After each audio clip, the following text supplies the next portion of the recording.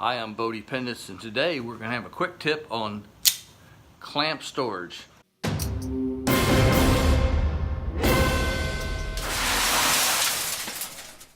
So I have all these clamps on the wall and they fit nicely in this arranged space, and I have these just pressure clamps up here, and I can come in and store these guys like this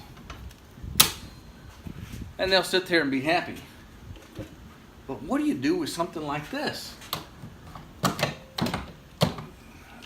There's nothing to clamp it to. It won't hang. We got to figure out a better way to store this. Storage.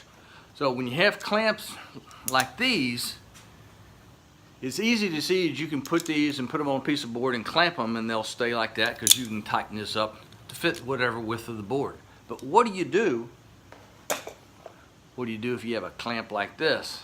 It goes on your Kreg workbench. So it has this little screw that fits in the track, and this clamps down your board. You can't clamp anything in here to hold it on. I've devised a quick clamp tip for doing that. So I took a board with a washer large enough for that screw head to fit through, and then I drilled the hole and used some CA glue or super glue to hold the washer in place. So once you have that, all you have to do is put this guy up here like this and let it hang. It's good to go. It'll hang up there and be happy just by itself.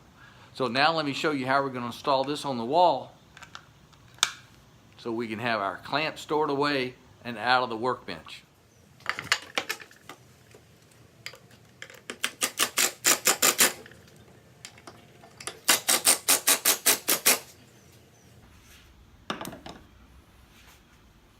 There we go.